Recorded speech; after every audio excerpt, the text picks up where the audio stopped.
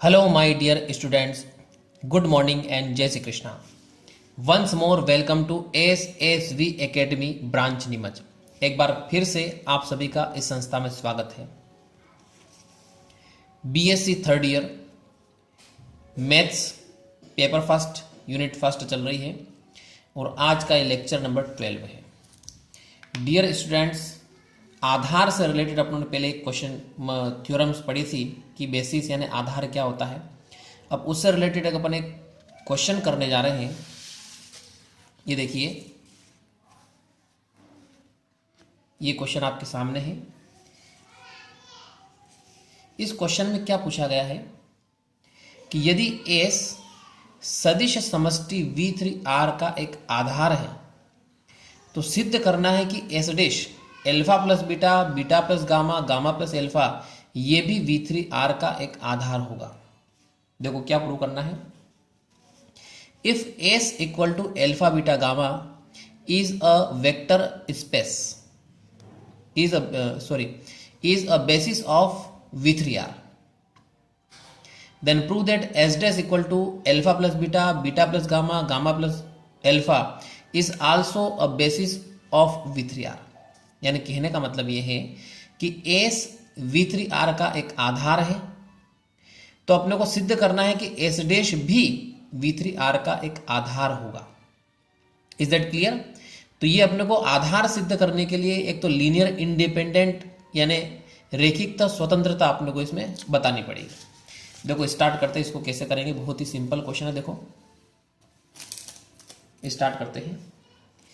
सबसे पहले यहां पे अपन ऐसा लिखते हैं, लेट 3 एलिमेंट्स मान लेते हैं अपन, A, B and C belongs to R। ये अपने 3 एलिमेंट्स अपनों ने मान लिए। Is that clear? अब ये 3 एलिमेंट किस प्रकार है?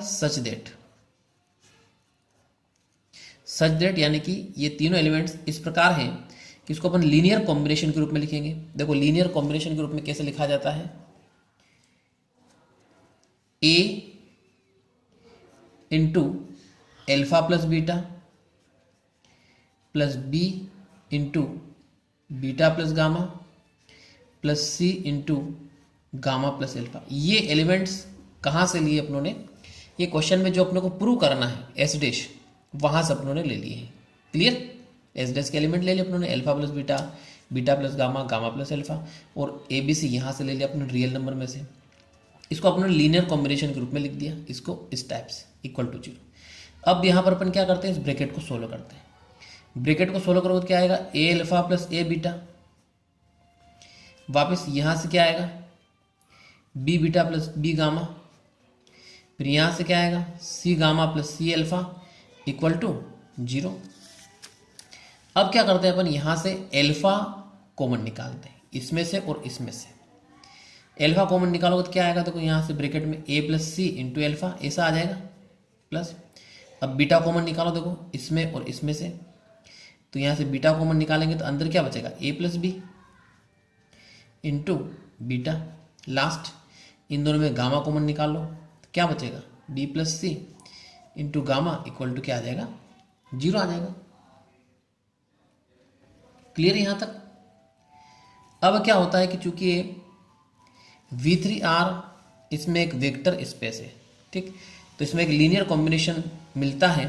तो इसको अपन इस प्रकार से कर सकते हैं कि यहाँ से a प्लस सी ये इक्वल टू 0 होगा, कोमा वापिस a plus B equal to 0, मतलब सभी फैक्टर को 0 के इक्वल कर दो। इधर अल्फा बीटा गामा 0 0 0 में आ रहा है तो इधर भी इनको अपन क्या कर देंगे, 0 0 कर देंगे। क्लियर? तो यहाँ से फिर क्या आएगा, b plus C equal to 0, सभी को अपन क्या कर दिया, 0 कर दिया। अच्छा, इनको आप इक्वेशन को सोल्व करो, a प्लस सी 0 है, a प्लस बी 0 है, b प्लस सी 0 है। जब आप इन तीनों इक्वेशंस को सोल्व करते हो तो सोल्व करने पर आपको ए बी सी के आंसर मिलेंगे 0 0 0, यानी तीनों के आंसर क्या आ रहे हैं, 0 आ रहे हैं। जब ए बी सी तीनों के आंसर 0 आ जाते हैं तो अपन लिख सकते हैं कि जो एस डैश है, ठीक, एस डैश की बात कर रहे हैं, एस की नहीं, इस एस डैश की बात करें तो जो एस डैश है इज लीनियर इंडिपेंडेंट, यानी इसको बोलते हैं रैखिकतः स्वतंत्र। क्लियर? ये कब कहेंगे? जब तीनों एलिमेंट जीरो आ जाए तभी कहेंगे अपन। ठीक है, तो यहां से एक बात तो क्लियर होगी कि एस डैश क्या है, एल आई है, मतलब रेखिक स्वतंत्र है। अब इसके बाद अपन क्या करते हैं, देखो थोड़ा सा और है। अगेन फिर से मानते हैं, लेट एक एलिमेंट लेते हैं, आपकी बार टी, और ये एलिमेंट अपन वेक्टर स्पेस में से लेते हैं, V3R में से, इसमें से अपनों ने एक एलिमेंट लिया है। तो देयर एग्जिस्ट, अपने पास तीन एलिमेंट हैं ऑलरेडी पहले से मान रखे, A B C belongs to, कहाँ से है, रियल नंबर से है। क्लियर? अब सच दैट इस प्रकार होंगे कि जो टी है वो लीनियर कॉम्बिनेशन है इस प्रकार से, ए अल्फा बी बीटा और सी गामा, ऐसा अपनों ने यहां पे मान लिया है। Is that clear? देखो क्या माना, टी वेक्टर स्पेस में से एक एलिमेंट माना है, देयर एग्जिस्ट यानी विद्यमान होगा, क्या विद्यमान होगा, A B C belongs to R, such that इस प्रकार से होगा कि टी इक्वल टू अपनों ने ऐसा मान लिया। क्लियर? अब वापिस इसी में अपन एक काम करते हैं, इक्वल टू, इसको देखो इस प्रकार से लिखते हैं, एक्स, यहां से जो ये कॉम्बिनेशन था इस कॉम्बिनेशन का उपयोग करना अपने को। इसमें क्या आ रहा, ए बी सी आ रहा है, इसकी जगह अपन यहाँ पे चेंज कर लेते हैं, एक्स वाई और जेड लिख करके पूरा सेम करेंगे इसको।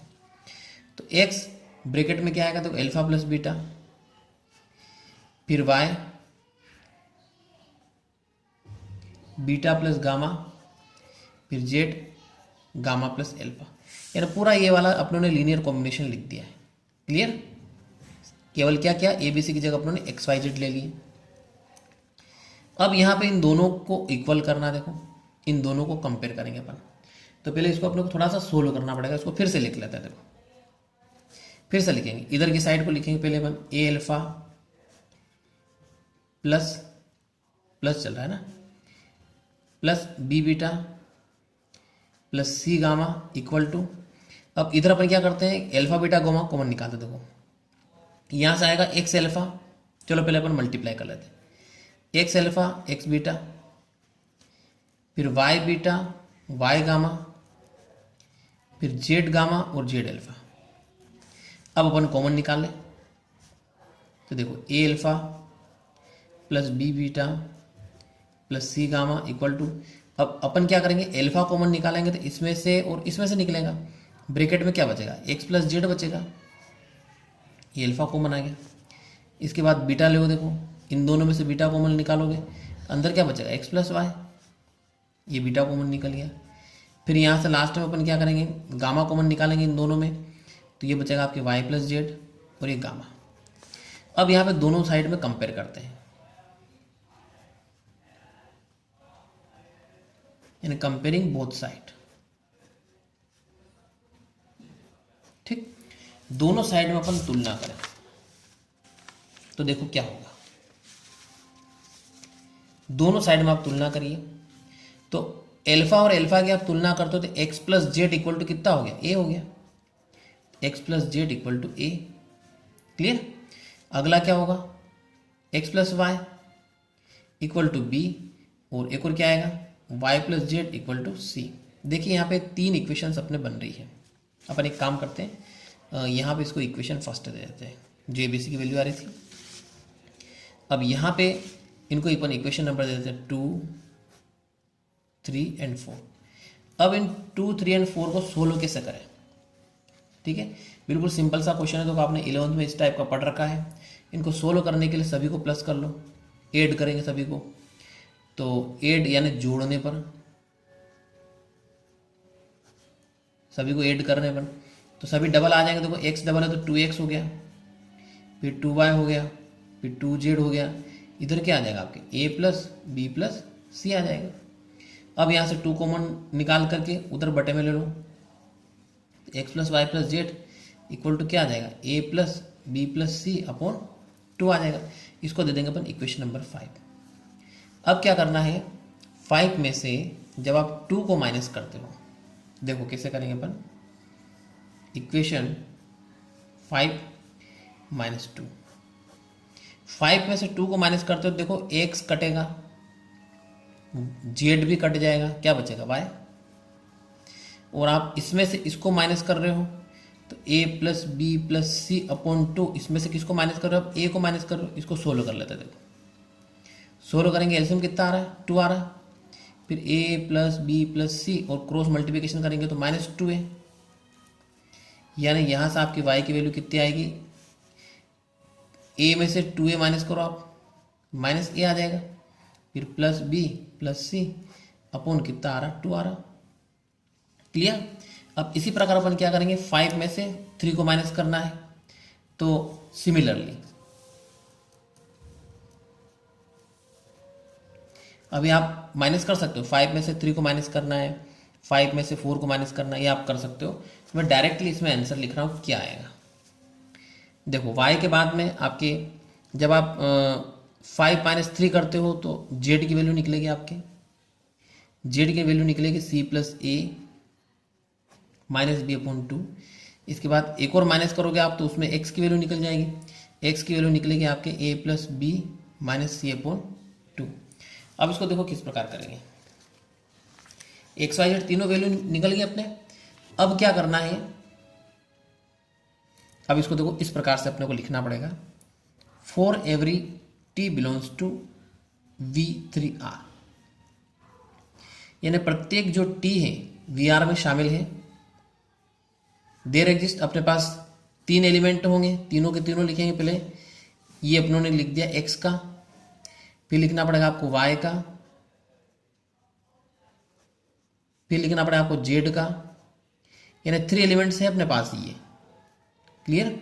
और ये तीनों के तीनों एलिमेंट्स किस में बिलोंग्स करते हैं, बिलोंग्स टू रियल नंबर। इसको अपन ऐसा लिख देते, चलो ब्रैकेट में लिख देते हैं। देयर एग्जिस्ट, ये तीनों के तीनों एलिमेंट किस में बिलोंग्स करेंगे, R में बिलोंग्स करेंगे।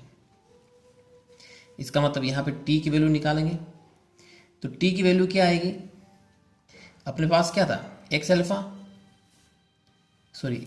प्लस बीटा, फिर y बीटा प्लस गामा, और z गामा प्लस अल्फा। इसमें वैल्यू रख देते हैं एक्स वाई जेड की, तो ऐसे t की वैल्यू निकल जाएगी a plus B minus C upon 2 into X minus alpha. Clear. फिर अगली वैल्यू रखो y की, तो minus a plus B plus C upon 2, और यहाँ पे क्या था अपने अल्फा प्लस बीटा ना, अल्फा प्लस बीटा, सही कर लेना इसको। और यहाँ पे क्या आएगा, बीटा प्लस गामा। फिर लास्ट z की वैल्यू रखोगे तो क्या आएगा, c plus A minus B upon 2, और ये आ गया गामा प्लस अल्फा। तो यहाँ से अपने t की वैल्यू रख दी। क्लियर। अब इसका मतलब ये है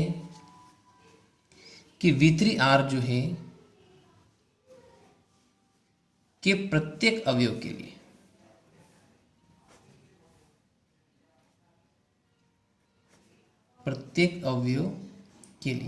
अब t यहाँ पे अपने लिखा ना for every T, for every T का मतलब प्रत्येक टी जो V3R में, ठीक है, यानी V3R के प्रत्येक अवयव के लिए एस डैश जो है,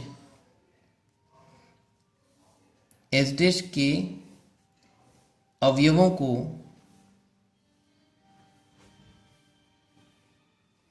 एक घात संचय के रूप में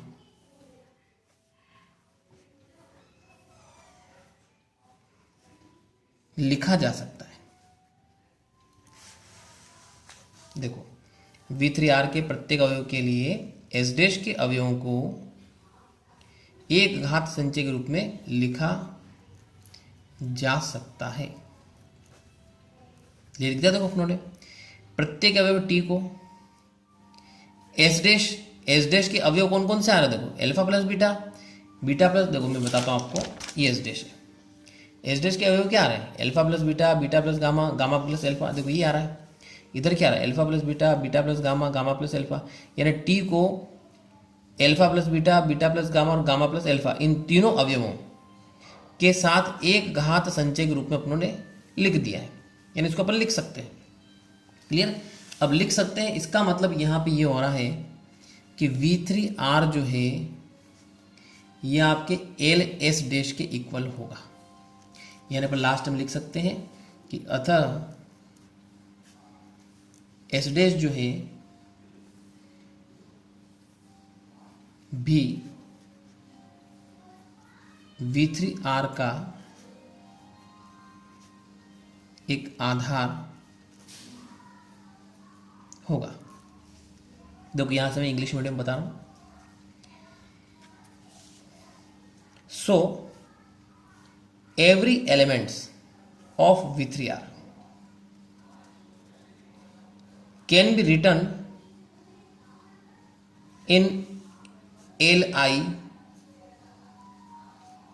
combination, ठीक, Li combination of S dash. So we can say S dash also is a basis of V3R। तो डियर स्टूडेंट्स, ये वीडियो आपको कैसा लगा कमेंट जरूर करिए एंड थैंक्स।